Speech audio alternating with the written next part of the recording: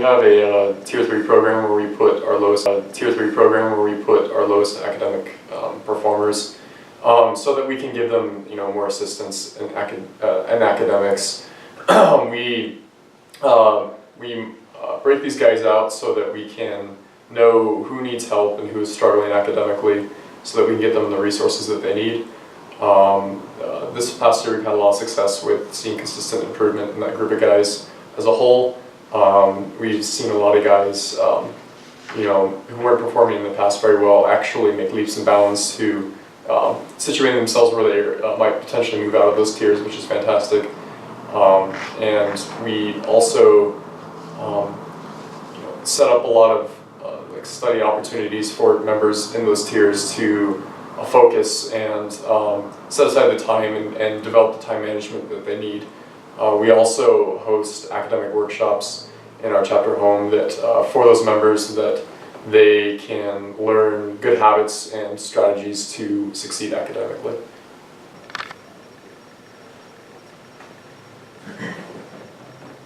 Reflecting on my time as risk management chair here at Triangle, I look back very happily on what we've accomplished. We've had no policy violations this year, which I think is something that a proud tradition that Triangle has carried for many years now.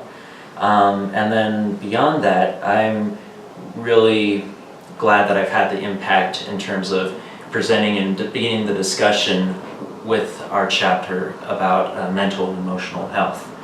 I believe that the impact has been made and that it will be sustained because we have seen it be acted out in our fraternity, where brothers have been taking care of brothers, where our membership has come to know more about themselves and reached out for resources when available, and addressing this concern that I really do still have for all fraternity men, but also for all members of the STEM community and students in general.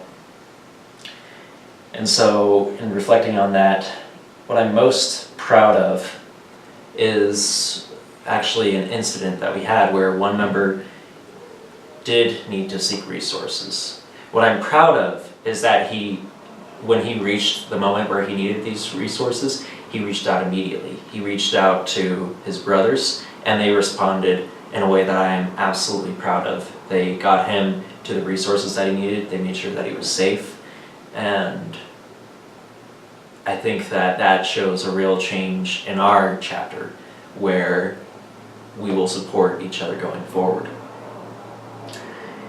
Suggestions for future officers in this position. I would encourage continuing the discussion about those topics of risk that not everybody thinks about. Things like the stress that the school system places upon us, the stress that our financial situations place upon us. Talking about those things that men in particular don't talk well about, like how am I feeling, how do I reach out for help. Something that I suppose I wish I could have done more of are more workshops developing the particular skills that our members could have benefited from, both in addressing the stated goal of mental and emotional health, but also in other situations about how to talk to someone if they're not being safe or they're not taking care of themselves. And I really do hope that the future officers take that opportunity to help our members communicate more effectively whenever they're not in need, but they see a place where there is a need. So that's what it's like looking back on this year.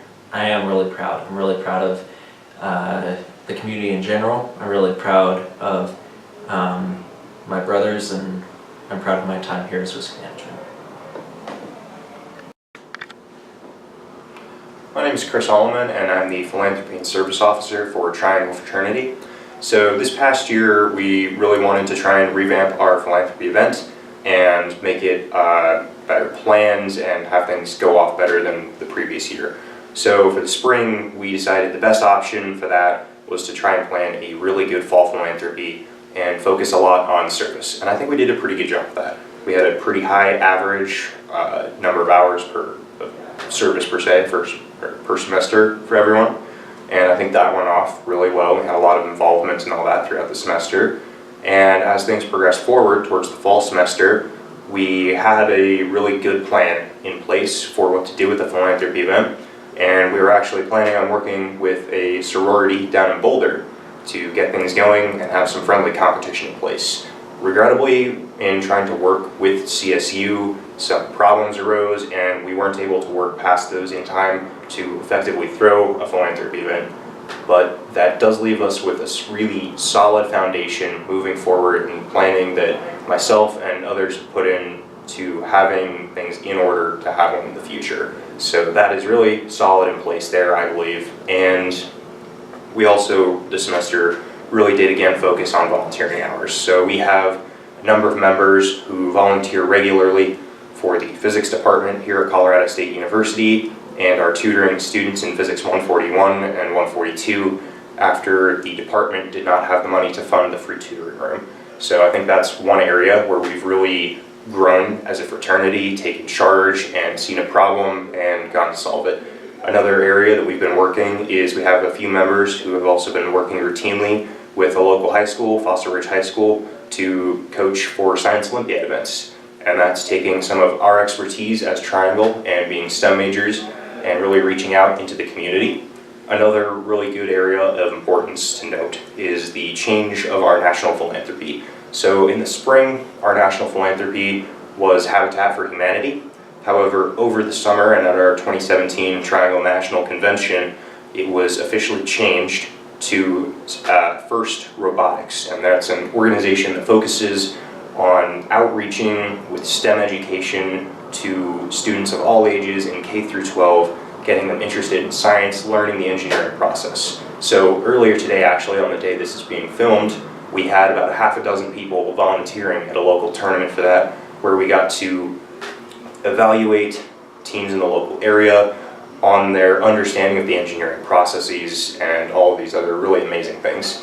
And I think that was a very humbling opportunity for myself and a number of other members who were able to see an area that, again, we really can help out, and as our new national philanthropy, an area that in the future we can work even more closely with. Overall, I'd say we've done a really good job in our service, but our philanthropy is an area that moving forward, again, could use some work. It's a challenge for us routinely to draw in events, but I think that we have a solid plan moving forward. 100% new member retention, spring and fall semester.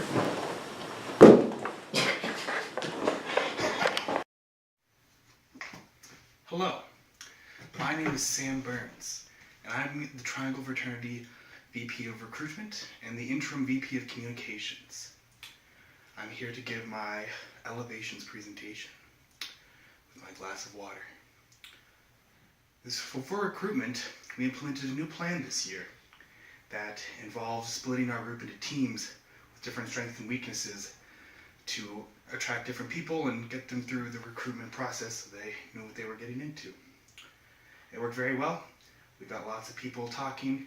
The less active members seemed more involved. It was a very successful process. Moving into next semester, I recommend we keep this structure and add in more social media connections in order to improve the success and also add something to keep the groups more interested when we move into the busier times and when we move to giving out bids, as that seemed to fall apart a little bit this semester. Overall, it was very successful. We had a very good group of people come in, and I'm very pleased with this year's assessment. Now on to external relations. We had a bit of a change last semester where our previous external relations chair bowed out of fraternity for a bit, so I took over in his stead. It was a little rough going, but it has been rather successful. Our Facebook and Instagram page have both increased quite a bit in their viewership, and our communications with other organizations all around the Fort Collins and CSU area has increased quite a bit.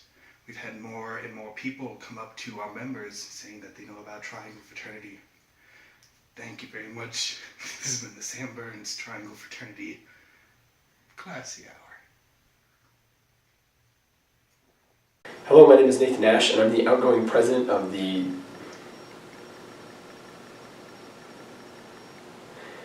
Hello, my name is Nathan Nash.